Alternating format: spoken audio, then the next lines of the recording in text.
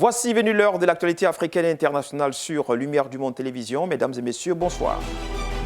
Au sommaire de ce journal, le verdict est tombé après une longue bataille juridique. L'Ouganda doit verser une enveloppe de 325 millions de dollars à la République démocratique du Congo. Une enveloppe pour réparer symboliquement les dégâts commis par l'Ouganda sur les ressources naturelles de la RDC lors de la guerre entre les deux pays de 1998 à 2003. Et puis, le Premier ministre libyen échappe à un attentat. Son véhicule a essuyé des tirs alors qu'il se rendait à son domicile.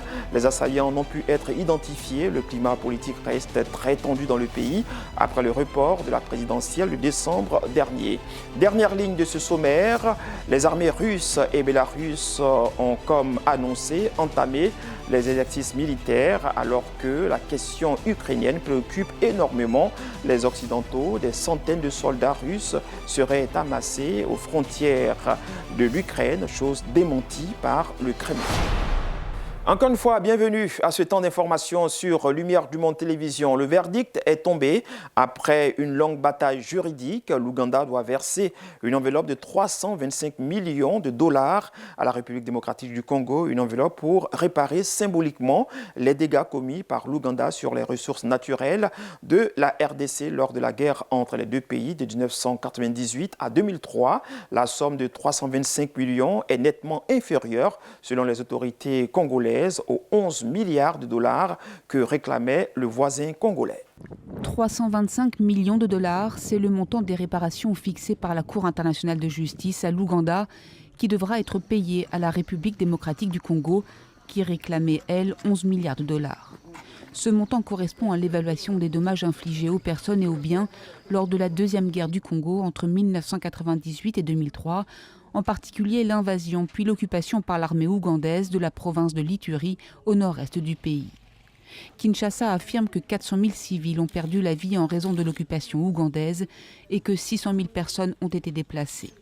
Dans ce montant de 325 millions de dollars figurent aussi les réparations pour le pillage des ressources, l'exploitation des forêts ou la destruction des parcs naturels.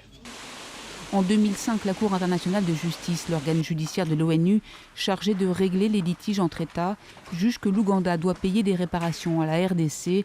Les deux pays doivent alors trouver un accord sur le montant de la facture. Dès le début de la procédure, l'Ouganda conteste le montant chiffré par Kinshasa, estimant que son pays n'était pas seul impliqué dans cette guerre et que la facture est trop lourde. Les positions irréconciliables des deux pays font durer la procédure. D'audience en audience, inaboutie ou reportée, les choses ont traîné en longueur jusqu'en 2021, lorsque les deux parties présentent enfin leur demande à la Cour, pour qu'un arbitrage soit enfin rendu. Au Nigeria, précisément à Maïdougouri, des milliers de civils priés de quitter les camps de déplacés où ils avaient trouvé refuge depuis des années après avoir fui leurs villages respectifs suite à des attaques djihadistes. Le gouvernement nigérian nourrit l'ambition de fermer ces camps de déplacés d'ici à 2026. Beaucoup d'entre eux attendaient ce jour avec impatience, celui du retour à la maison. Chassés de leurs terres par la menace djihadiste, les autorités nigérianes les invitent aujourd'hui à rentrer. Je suis profondément heureuse que nous retournons chez nous, dans notre maison ancestrale. Et j'ai prié pour que Dieu, dans son infinie miséricorde et sagesse, nous accorde la paix éternelle. Des relocalisations fortement encouragées par le gouvernement qui souhaite fermer tous les camps d'ici 2026. À Maïdougouri, sur 13 camps existants, 7 ont déjà été démontés, ce qui représente entre 100 et 150 000 habitants. Les autorités veulent avant tout mettre fin à une dépendance à l'aide humanitaire et inciter la population à retrouver leurs champs et subvenir à leurs besoins. Pourtant, de nombreux témoignages montrent que plusieurs zones de l'État de Borno ne sont toujours pas sûres, et les ONG refusent encore de s'y déployer. En novembre dernier, au moins 31 soldats nigérians y sont tués dans une embuscade djihadiste, un risque que certains sont prêts à prendre. Si nous rentrons, que le gouvernement et les autorités nous permettent de revenir et de poursuivre nos activités. Nous ne voulons pas être enfermés car nous avons des familles à nourrir. D'ailleurs, nous n'avons même pas peur de ces terroristes. Même pas peur ou sans alternative, Dans un camp de la ville, les habitants n'ont pas reçu d'aide depuis 7 mois. Suite à l'annulation des sanctions de l'Union européenne contre le Burundi et à la reprise de son aide financière, les Burundais ont fait savoir leur optimisme au micro de nos confrères de Africa News. Pour rappel, l'aide de l'Union européenne avait été suspendue en 2016 suite au non-respect des droits de l'homme et à la violence constatée dans le pays. Au Burundi, les habitants de Bujumbura ont partagé leur optimisme au lendemain de l'annonce de l'Union européenne qui a déclaré qu'elle reprendrait l'aide financière accordée au pays. Suspendue depuis 2016, les financements directs européens avaient été stoppés au nom du respect des droits de l'homme et suite à l'escalade de violences meurtrières dans le pays. On voit que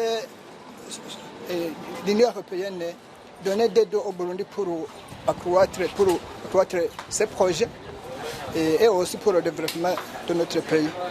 Ça va contribuer beaucoup. Mardi, l'institution européenne a salué le résultat du processus politique pacifique entrepris lors des élections générales de mai 2020, sans en oublier pour autant les efforts à poursuivre, voire à multiplier en matière des droits de l'homme.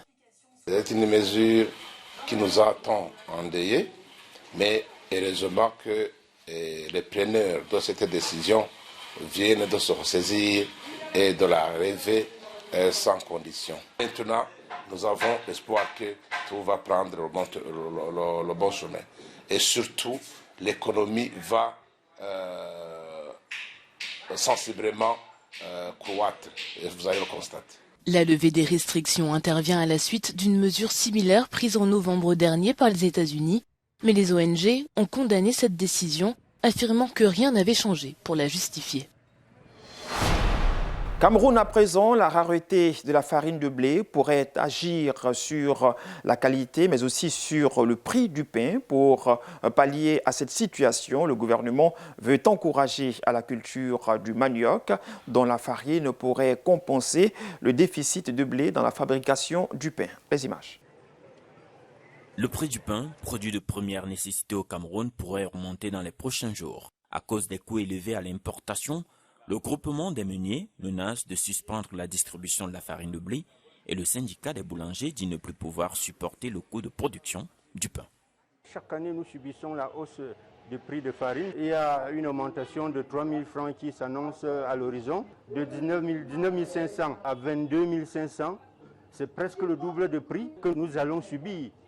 Et avec le même prix de pain, ça ne serait pas facile. Ça ne serait pas facile pour nous les boulangers. Si le gouvernement ne fait rien pour nous, vraiment, nous allons fermer les portes. Pour contourner la rareté de la farine de blé, le gouvernement veut encourager des substitutions à base de féculents locaux comme le manioc que transportent ici Claude et Wotindier. Ce pâtissier autodidacte propose une solution trouvée dans les épluchures de manioc. Nous épluchons le manioc. Nous prenons le soin de nettoyer soigneusement la peau de manioc. Lorsqu'on la nettoie, on enlève systématiquement la petite membrane fine de dessus, comme vous voyez. Lorsqu'elle est enlevée, c'est cette membrane que nous récupérons et qui fait à la longue ou à la fin cette farine. L'artisan camerounais produit depuis 7 ans la marque Enek. Son invention lui a valu le 22 janvier dernier le prix Original Challenge et depuis, les vendeurs voient grand. Penser grand, c'est-à-dire mettre une unité industrielle à grande échelle pour produire de façon constante cette farine. Si nous venons à mettre cette unité industrielle sur pied, nous pensons qu'actuellement, où nous produisons 300-500 kilos par an, nous allons partir du simple double. Des solutions comme celle-ci pourraient peut-être aider à surmonter la crise de la farine de blé qui frappe le Cameroun et plusieurs pays dans le monde.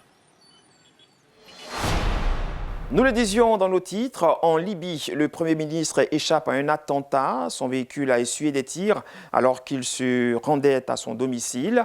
Les assaillants n'ont pu être identifiés. Le climat politique, rappelons-le, reste très tendu dans le pays. Après le report de la présidentielle de décembre dernier, le Premier ministre Abdelhaïd Abdelaiba affirme de son côté qu'il restera à son poste jusqu'à la tenue de la présidentielle. Le Premier ministre libyen victime d'une tentative d'assassinat. Des assaillants ont tiré sur la voiture d'Abdelhamid Al-Deiba ce jeudi, mais il en est sorti indemne selon son entourage. L'incident s'est produit alors que le chef du gouvernement libyen regagnait son domicile Ces assaillants n'ont pu être identifiés. Ils auraient pris la clé des champs. Après le report de la présidentielle de décembre, le climat politique reste tendu en Libye. Des factions appellent à la démission du Premier ministre, mais Abdulhamid Al-Deiba a prévenu qu'il restera en poste jusqu'à la tenue des élections. Le bilan s'alourdit à Madagascar après le passage du cyclone Belsaïra. Un nouveau bilan a été rendu public. Il passe à 92 morts. C'est surtout l'est de l'île qui est le plus touché. Des dizaines de maisons se sont effondrées. Des ONG et le gouvernement se mobilisent. Des couvertures et des produits d'hygiène ont été distribués. Selon la météo, les prochaines semaines s'annoncent très difficiles. Toujours sur le continent africain, le royaume chérifien et l'Union européenne ensemble pour lutter contre le réchauffement climatique et renforcer leur coopération énergétique. Le partenariat a été officialisé par la présidente de la Commission européenne, Ursula von der Leyen, lors de son récent et tout premier déplacement au Maroc. Le Maroc va développer un partenariat vert avec l'Union européenne afin de renforcer la coopération énergétique et la lutte contre le réchauffement climatique. Le rapprochement a été officialisé par la présidente de la Commission européenne, Ursula von der Leyen, lors de sa première visite officielle à Rabat. Nous travaillons au développement d'un partenariat vert entre le Maroc et l'Union européenne. C'est le premier que nous développons avec un pays partenaire. Cela nous permettra aussi de nous engager ensemble dans le développement de notre énergie plus verte. Nous coopérons également pour renforcer la connectivité de nos sociétés, y compris grâce à un large partenariat numérique. Beaucoup peut être fait pour intégrer davantage nos économies et mieux les adapter. Ce sera au bénéfice de nos entreprises, de leurs salariés et de tous les travailleurs. Ce projet s'inscrit dans la mise en œuvre de l'accord de Paris sur le changement climatique. Il vise à renforcer la coopération en matière d'énergie, de lutte contre le réchauffement climatique et de protection de l'environnement. Ailleurs dans l'actualité, nous sommes en France, au 79e jour du procès des attentats du 13 novembre. La Cour a interrogé pour la première fois Salah Abdeslam sur la religion et une partie de son parcours jusqu'à l'été 2015. Le dernier membre en vie du commando terroriste de l'attaque du 13 novembre a répondu n'avoir tué personne parce qu'il avait, selon lui, renoncé à déclencher sa ceinture explosive. À Paris, le procès des attentats du 13 novembre 2015 était marqué ce mercredi par la première audition de Salah Abdeslam, le seul rescapé du commando terroriste qui avait fait 130 morts sur les terrasses de café au Bataclan et aux abords du Stade de France. Je n'ai tué personne, je n'ai blessé personne, a affirmé d'emblée le principal accusé de ce procès qui dure depuis déjà 5 mois. Abdeslam a réaffirmé son soutien à l'État islamique, faisant le parallèle avec les crimes commis par Bachar al-Assad en Syrie. Cette première audition devait se pencher sur le profil de ce djihadiste de Molenbeek dans la banlieue de Bruxelles, un ex-petit délinquant davantage intéressé par les soirées entre amis que par la religion, qui semble s'être tourné sur le tard vers le djihad. Sur son rôle exact lors des attentats, les familles des victimes ne se font guère d'illusions.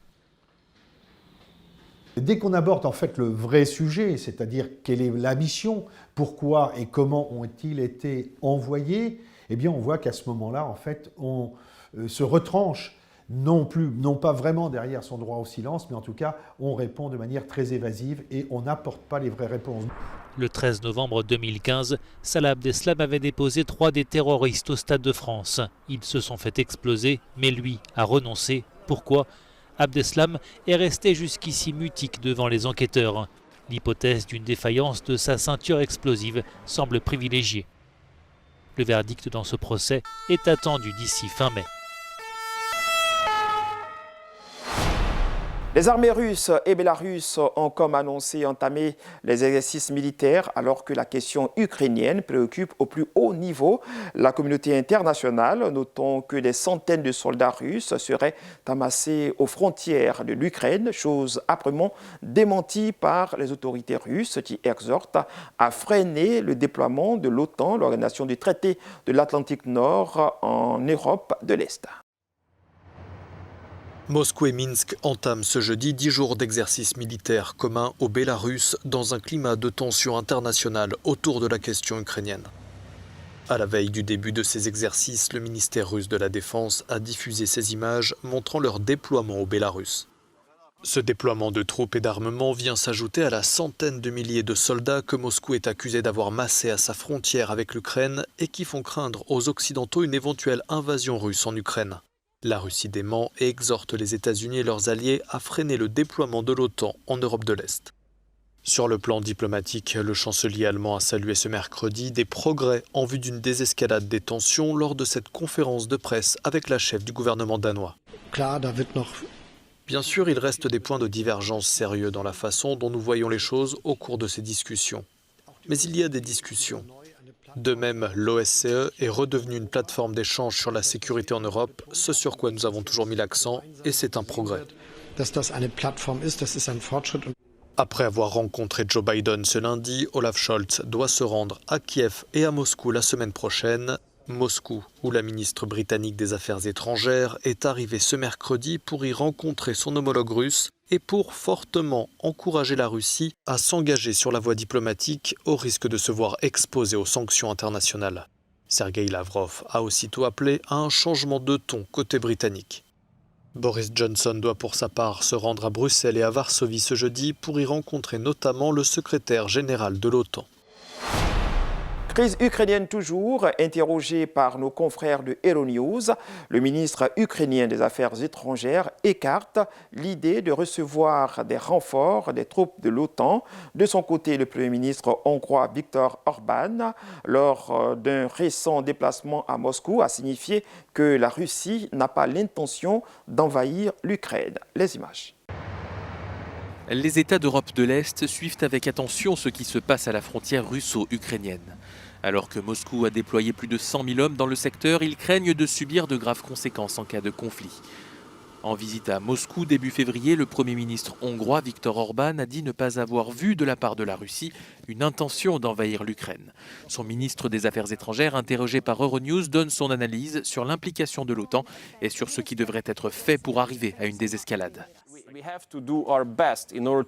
Nous devons faire de notre mieux pour éviter le scénario du pire. Nous devons investir dans la diplomatie et le dialogue. C'est pourquoi nous exhortons la Fédération de Russie et nos alliés occidentaux, les grands pays, les pays forts, de ne pas abandonner l'espoir d'un règlement pacifique. Pour nous, pays d'Europe centrale plutôt petits, il peut être extrêmement dangereux que des actions violentes aient lieu. Évitons donc par tous les moyens le pire des scénarios. Des pays d'Europe de l'Est et des États baltes ont reçu des renforts militaires de l'OTAN sur leur propre territoire, notamment la Pologne, la Roumanie et l'Estonie. Mais Peter Szijjártó réfute catégoriquement une telle possibilité pour la Hongrie. Non, nous n'avons pas accepté cela et nous n'accepterons pas parce que nous avons déjà les troupes de l'OTAN sur le territoire du pays, c'est-à-dire l'armée hongroise. Les forces armées hongroises sont en état de garantir la sécurité du pays. Nous n'avons donc pas besoin de troupes supplémentaires sur le territoire de la Hongrie. Mais qu'en est-il des sanctions? C'était ma question, oui ou non? Les sanctions peuvent et doivent être prises seulement si quelque chose se produit. C'est le premier point. Deuxièmement, quand on parle de sanctions, il est évident que ces sanctions ne fonctionnent pas. Nous ne voulions pas briser l'unité européenne. Nous n'avons jamais opposé notre veto. Nous nous sommes toujours alignés sur cette décision. Regardez, si vous regardez les sanctions elles-mêmes, c'est un échec. Elles ne fonctionnent pas. Elles sont un échec parce que si vous regardez le volume des échanges commerciaux entre les grands pays d'Europe occidentale, y compris la France d'ailleurs, avec la Fédération de Russie, vous verrez les chiffres et vous verrez combien le commerce entre la France et la Fédération de Russie, le commerce entre l'Allemagne et la Fédération de Russie, a augmenté depuis que les sanctions sont en place. Ma position est donc que si nous parlons de nouvelles sanctions, il est absolument nécessaire de voir une analyse honnête des impacts des sanctions qui ont été mises en place. Monsieur Peter Szijjártó, ministre des Affaires étrangères de la Hongrie, merci d'avoir répondu à nos questions. Pendant que des ballets diplomatiques se font autour de la situation à la frontière de l'Ukraine, faisant penser à une possible invasion russe, la région du Donbass est soumise, elle, à une guerre des tranchées qui dure depuis 8 ans. Dans l'est de l'Ukraine, ces soldats se livrent à une véritable guerre des tranchées. À quelques dizaines de mètres sont stationnées les forces séparatistes russes. C'est une tranchée très exposée. Elle devrait être beaucoup plus profonde. Alors que les chefs d'État discutent de l'éventualité d'une guerre, ces hommes sont stationnés près de la ville de Popasna face aux séparatistes russes qui contrôlent ces territoires en rouge sur la carte. Parmi eux, Vlad, 22 ans, qui nous explique les raisons de son engagement. Je suis venu ici parce que la guerre a commencé et que nous devons défendre notre pays. C'est la deuxième fois qu'il se mobilise depuis le début du conflit dans la région du Donbass. Avant que les séparatistes ne prennent le contrôle de ces territoires en 2014, Vlad rêvait d'étudier la médecine pour devenir cardiologue. Prendre les armes, pour lui, était un dernier recours. Si nous ne gagnons pas cette guerre, l'Ukraine sera détruite. La Fédération de Russie, non, pas la Fédération de Russie, Poutine veut créer une nouvelle URSS. Et c'est terrible.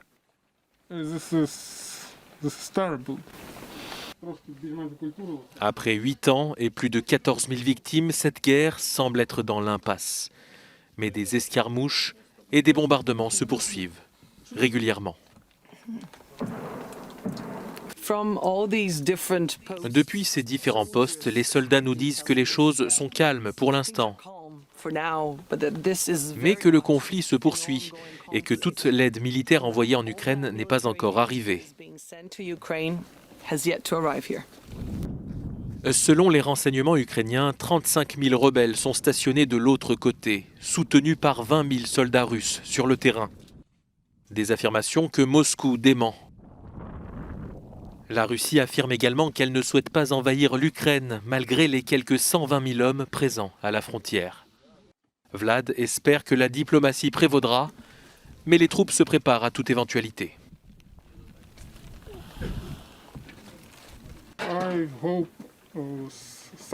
J'espère que les sanctions pourront arrêter cette guerre.